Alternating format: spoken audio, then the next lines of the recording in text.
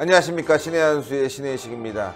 금리가 인상된다고 합니다. 뭐 어쩔 수 없이 인상한다는 거 이해는 하지만 경기가 너무 어려운데 금리까지 인상되게 되면 아마 서민경제에 엄청난 타격을 줄 겁니다. 이와 관련해서 김정호 교수님 모셨습니다.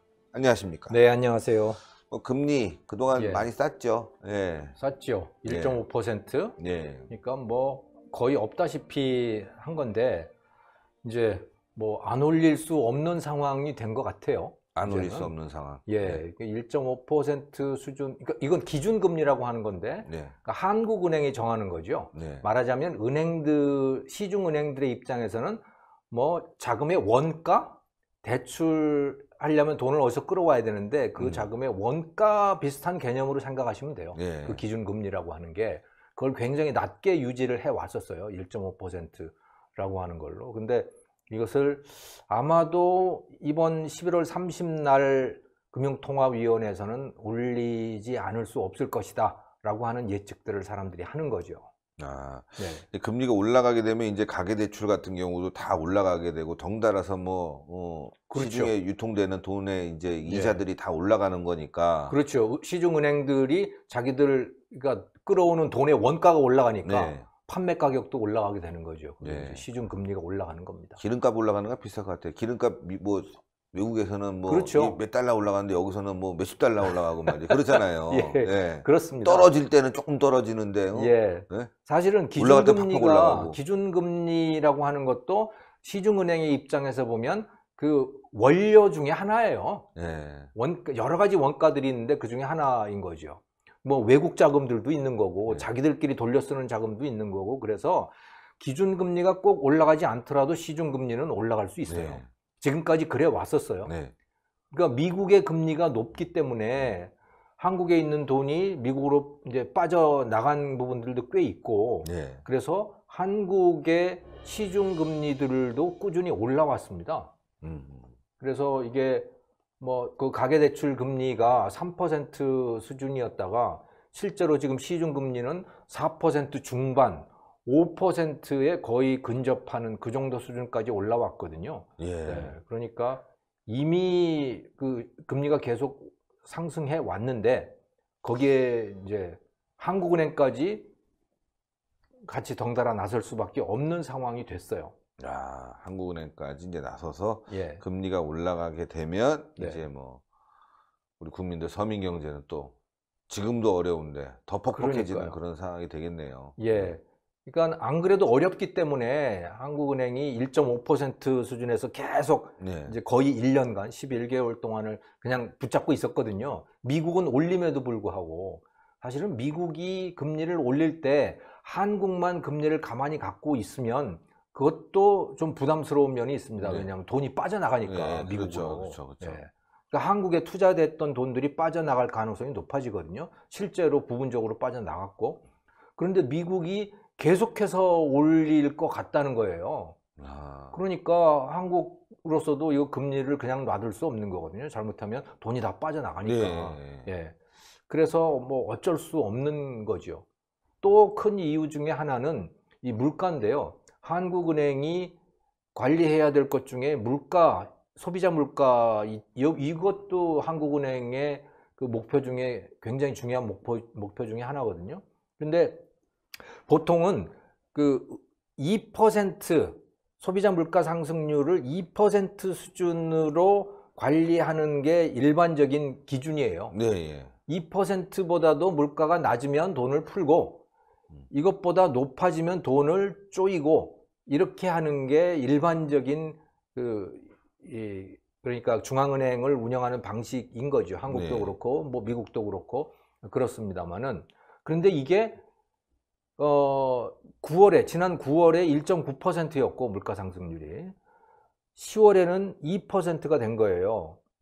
그러니까 물가도 이제 제법 올라가네 이렇게 된 거죠.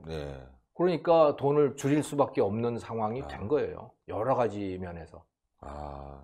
오늘 저는 뭐 경제 뉴스 관련해서 근데 카드 카드 수수료를 좀 낮춰주겠다 자영업자들에게 이런 보도가 나왔더라고요. 쭉 보니까 댓글을 좀 봤어요. 우리 국민들이 더 잘 알더라고요. 카드 수수료 낮추면 뭐 하냐. 네. 5억에서 20억 정도 버는 그런 네. 자영업자라고 그래요. 그 사람들 너무 부담이 많으니까 줄여주겠다고 그렇군요. 하는데 그 밑에 댓글이 그 사람들은 그거 줄이지 않아도 괜찮다. 예, 밑에 있는 사람들이 어려운 거지. 예. 그리고 또 하나가 카드 수수료를 줄인다고 하면 문제는 그동안 무이자로 네. 혜택 받던 것들을 카드사가 없애버릴 거다. 그러니까요. 예. 카드사도 어디 뭐 땅 팔아가지고선 장사하는 그러니까요. 것도 아니고 그거 자기들 사업인데 예. 그거를 일방적으로 그렇게 줄이라 그러면 그럼 카드사는 또 어떡하냐? 그러니까요. 그럼 소비자들에게 카드 이용자들에게 줬던 혜택들을 다 줄일 수밖에 없는 거죠. 예. 네. 그래서 그 댓글 중에 이제 말씀하신 부분 나와서 뭐 지금 대출 규제해갖고 좋아졌냐? 그리고 뭐 임금 상승시켜서 좋아졌냐? 네. 카드 지금 수수료 낮춘다고 서민들이 좋아지겠냐? 지금 이자 부분도 마찬가지 아니겠습니까? 금리 부분도 네. 사실 뭐 어쩔 수 없는 부분이지만 이게 대한민국 경제가 지금 거의 뭐 와해 직전에 와갖고 말이죠. 뭐 하나 건드려도 다른 게 다 휘청휘청 할 수뿐이 없는 예. 그런 상황이다. 근본적인 걸 고치지 않고 말이죠. 맞아요. 예. 근본을 고치지 않고 그냥 곁가지만 자꾸 이렇게 하니까 예. 상황은 점점 더 나빠지는 거죠. 지난번에도 말씀을 드렸지만, 그러니까 우리나라의 산업이라고 하는 게 대기업, 수출 기업들이 있고, 또 그러니까 내수 자영업 기업이 또 있잖아요. 서비스업. 네. 근데 이 금리 인상이라고 하는 것은 이 자영업 이런 데에다가 아주 치명적인 영향을 주는 거죠. 네. 그래서 대기업, 수출 기업은 수출 기업대로 경쟁력이 떨어져 가지고 이제 가라앉는 중이고, 자영업도 내수 기업들은 그냥 뭐 한두 가지가 아닌 요인에 의해서 지금 쪼그라들어가는 그런 상황이고, 다들 문 닫고 그 가게마다 다 임대 너무 많아요. 그거 다 써붙여 놓고 뭐 이러고 있는 상황이에요. 지금 말씀하신 대로 네. 임금 상승이 워낙 지금 가파르게 올라가다 보니까 네. 뭐 저녁이 있는 삶인데 저녁은 있는데 밥이 없고 예. 그러게요. 예. 그런 예. 상황이고 예. 뭐 소득주도 성장이라고 하지만 네. 있는 사람만 더 좋아졌다는 결과가 더 나오고 있고 그러니까요. 말이죠. 예. 그래서 지금 자영업자 또 여기다가 임금까지 세금 세금도 많지만 네. 이렇게 이자 부담까지 되면 자영업 하지 말란 얘기죠. 그렇죠. 그게 자기들 그러니까 이 정부가 출범을 할 때 소득주도 성장이니 뭐 혁신 성장이니 공정 성장이니 하는 것들이 다 이름은 좋고 네. 처음에 시작할 때는 말은 굉장히 멋있잖아요. 그게 그렇죠. 그 무슨 동화 같은 그림을 그리고 있는 거예요. 야, 이렇게 하면 세상이 정말 좋아질 거야. 지금까지 국민 여러분이 한 번도 경험해 보지 못한 세상을 보여드리겠습니다. 한 번도 경험해 보지 못한 세상이 지금 오고 있습니다. 있는데, 네. 한 번도 경험하지 못했어요, 진짜. 장밋빛 세상이 아니고 칠흑 같은 세상이죠. 야, 이거 참. 이거 그런데 바꿀 생각이 전혀 없어요. 이게 더 문제죠. 바꿀 생각이 전혀 네. 없다. 바꿀 생각이 전혀 없어요. 그렇죠. 소득주도 성장 계속 유지하겠다고 예. 하고 있으니까 말이죠. 그러니까 소득주도 성장하겠다고 최저임금 억지로 올리라고 그래 놓으니까 자영업자들은 다 문을 닫는데, 그래서 민간 일자리는 다 없어지는데 그냥 정부가 공공일자리. 공공일자리 공무원들만 늘려놓는 거죠. 아. 무슨 벽에 불 끄라고 그러질 않나 뭐 그런 일자리들.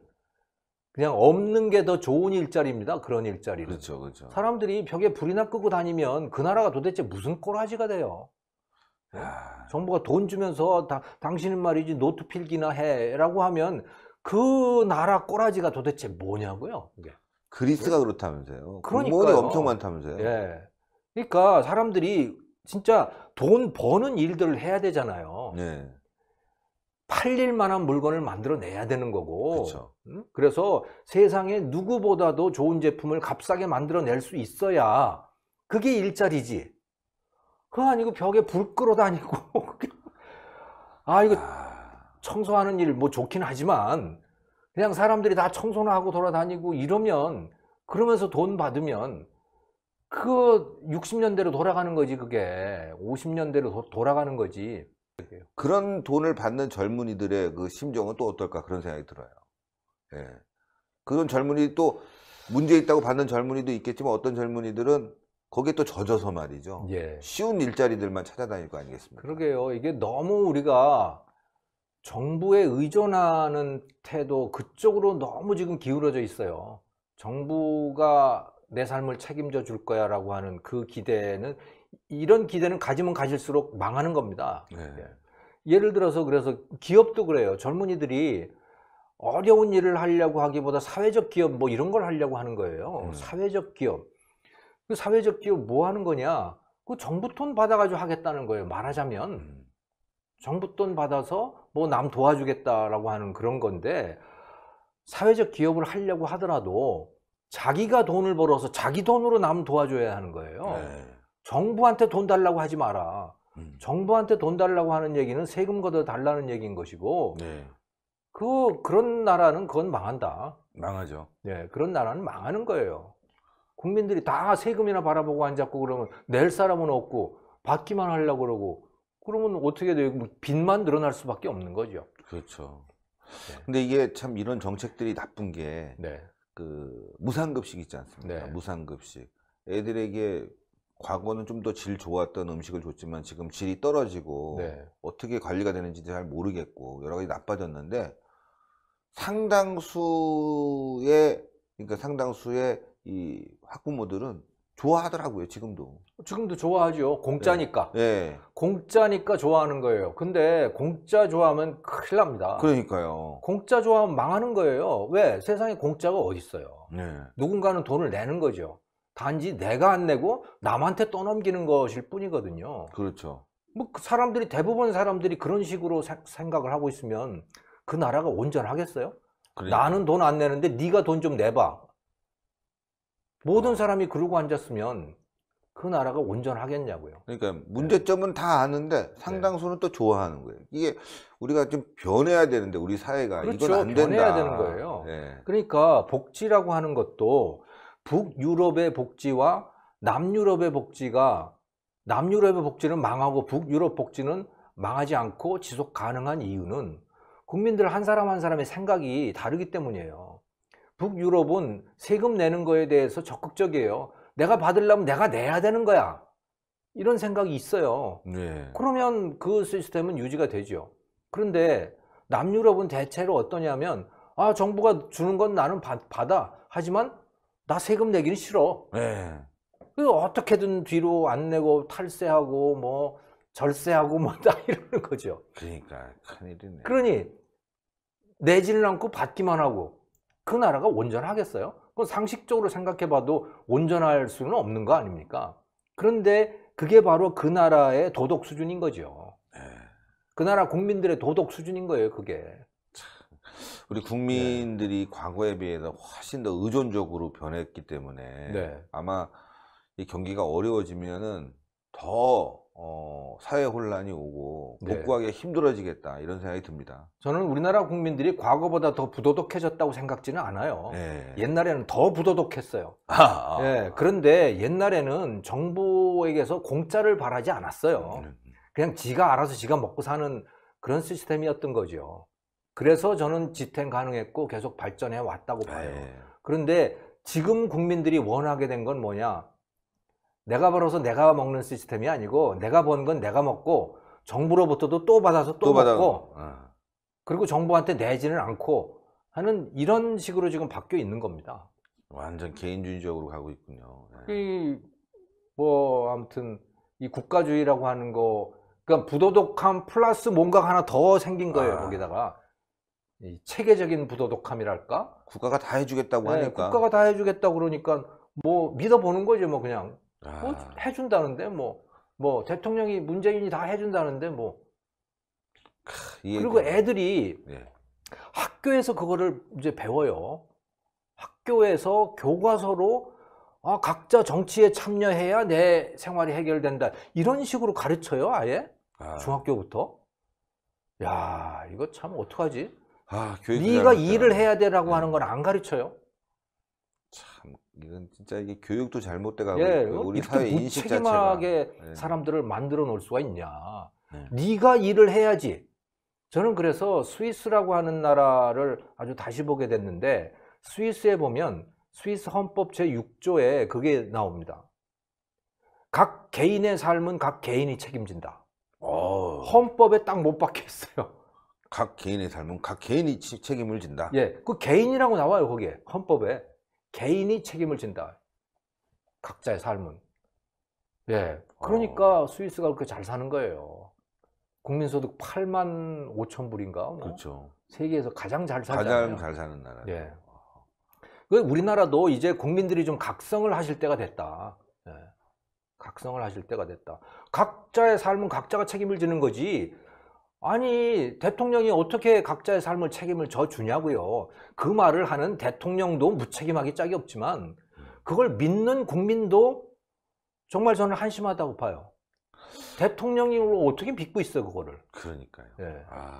참 금리 인상에 이런 많은 이야기들이 포함될지 금리 인상 얘기하다가 네. 뭐, 예, 멀리까지 왔습니다. 아닙니다. 이렇게 많은 이야기들이 포함될지 참 네. 저도 생각하지 못했는데 네. 교수님 마지막으로 금리 인상 우리 국민들에게 따끔하게 좀 정보를 주십시오. 예, 저는 우리나라 기준금리 인상은 불가피하다고 봅니다. 그것 때문에 굉장히 고통스러우실 거예요. 하지만 이 고통은 뭐 견딜 수밖에 없는 것입니다. 이걸 피하려고 하지 마세요. 그 고통은 견뎌야 되는 것이고요. 그리고 국민 각자가 이제 이 고통을 견디고 다시 일어나야 해라고 결심을 할 때 한국 경제가 다시 일어설 거라고 봅니다. 예, 아유 감사합니다 교수님. 예, 감사합니다. 예, 스위스 헌법 6조 개인의 삶은 개인이 책임진다. 좋은데요. 예. 국가는 최소한의 개입을 해야죠. 최소한의 개입. 그것도 약자의 편에 서서. 그렇죠. 최소한의 가난한 개입. 사람을 도와주는 일. 그러니까요.